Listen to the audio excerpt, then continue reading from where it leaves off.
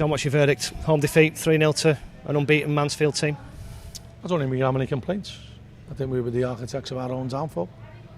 We conceded probably when we were on top, shading it. We should have gone 1-0 up. Josh's head at the far post. But once they scored, they were a better team. I don't think we can hide that or try and gloss over it. What I will say is we worked right to the end. We give our all right to the end. But you know, they got the second goal too easily for my liking, and then we made some poor decisions, and then when we get back on top in the second half and we miss a good chance, and then we gift them the third, which turns the lights out on us. And you know, it was a great goal from their lads' point of view, but an horrendous one from ours.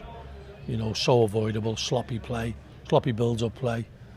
And Toby knows he can't go into a danger area when he's leaving an open goal, and unfortunately he has, and the lads buried it. It was a great finish. And then after that, they run out comfortable winners. So I don't think we can have any complaints. I've seen a lot of games like that. And a lot hinges on the first goal, and unfortunately for us, they got it.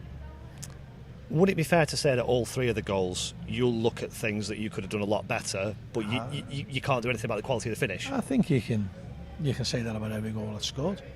You can always trace it back to a fault, but you know, we didn't deal with the first ball in for the first goal.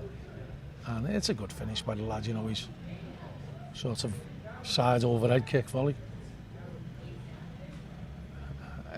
I just wish one of our players would be diving there to head it.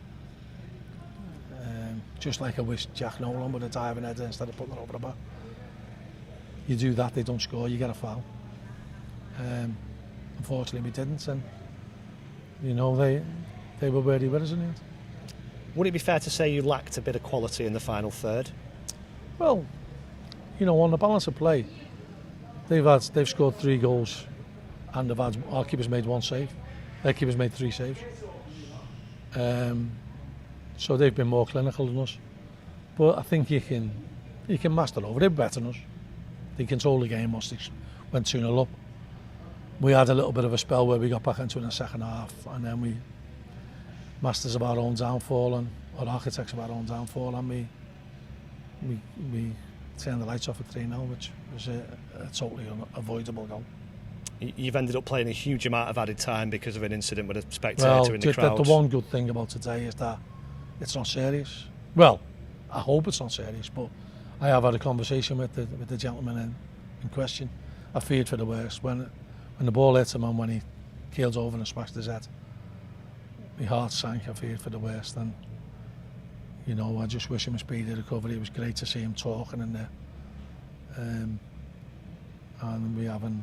hopefully we'll avoided a major. It would have been a major disaster. It puts football into context a bit, doesn't it? Of course it does. But you know, our fans deserve better at home. I don't think any fan can, or any of the coaching staff can be disappointed with the effort that was put in, because it was put in. You know, there's no getting away from that. Just a little bit misguided.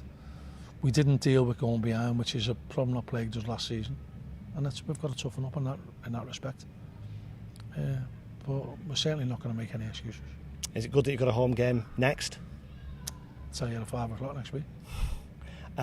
We talked about Jay Bagaloo in the build-up. 60 odd minutes today, came off, looked like he was feeling his knee. What's the situation? Doesn't know when he gets kicked on it, does it? We'll just have to see how he is. It's going to be an area of concern for him.